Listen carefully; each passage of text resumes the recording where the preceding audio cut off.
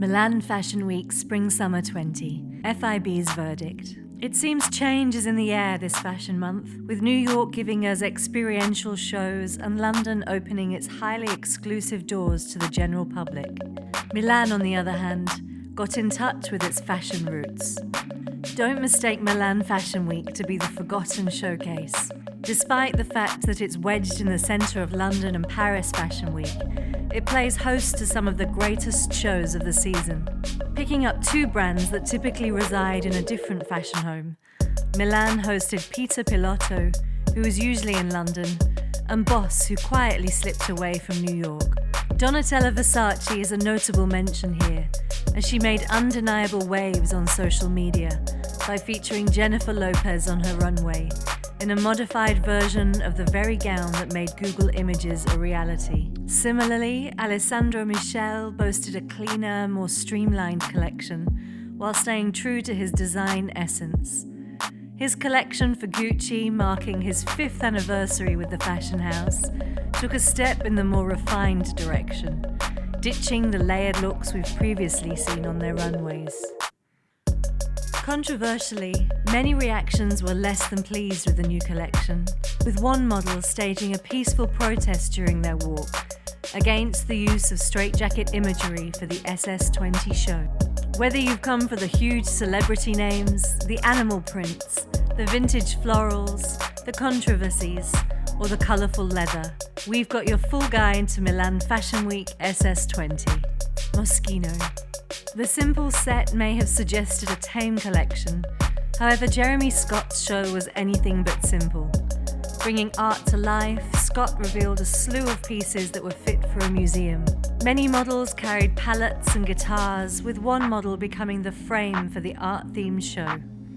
Scott's show notes for the Moschino show stated, "Muses inspire artists, and artists inspire the world."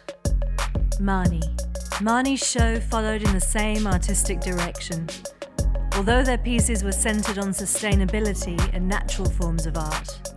With a set made of recompressed cardboard benches under a repurposed plastic jungle, audiences saw paint printed onto tops, skirts, and dresses. Bravo to a major Italian house for putting sustainability front and center, and kudos to Risso for showing a collection that had charm and beauty by the bucket load, and upcycled textiles, organic cottons, and recuperated leathers. He wanted to create a joyous protest, an homage to nature and our sense of humanity, and he succeeded, said Sally Singer for Vogue. Dolce Gabbana. Gabbana's Sicilian jungle theme was unmistakable, with their show space littered with giant palms and leopard print. The 124-look collection featured safari suiting, animal and tropical prints, scarf dressing, resort wear, and a crocodile suit skirt that appeared supple to the touch. We enjoy making something glamorous, and we love the sense of happiness, summertime. It's our philosophy, Gabbana said. Bottega Veneta. With leather standing as Bottega Veneta's calling card, the brand showcased paper-thin dresses, boiler suits, coats, and lightweight waterproof anoraks. The brand's signature leather weaving technique enclosed under perspex. Kitten heels made an appearance, an unsurprising addition given their popularity last season. The show's highlights were a trio of sequined cowl-neck dresses in tomato red, pale blue, and gold. Spring marks his second runway outing, and what it tells us is that he's a designer with conviction. There's no wavering, said Nicole Phelps for Vogue. Prada. Miuccia Prada appeared to take a step in route of environmentally conscious fashion by driving one message home. Invest in pieces you will wear forever to retain a non-disposable wardrobe.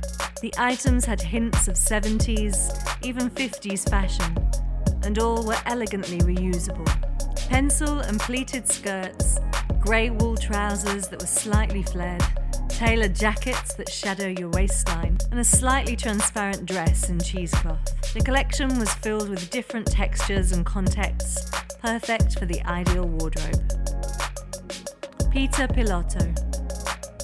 The new location seemed to inspire a Milanese collection for Peter Pilotto and Christopher de Vos, who traded their usual elaborate silhouettes for more utility-friendly shapes.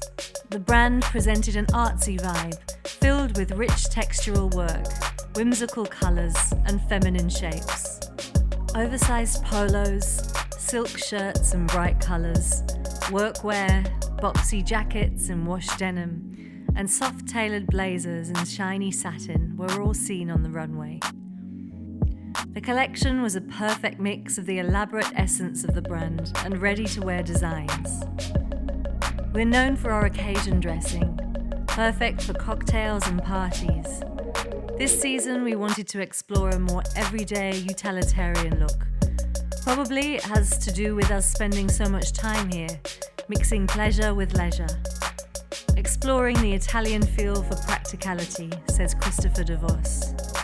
Versace. This is the show that temporarily broke the internet. J-Lo's collaboration with Donatella Versace saw the 50-year-old glamazon revisit the gown worn at the 2000 Grammy Awards.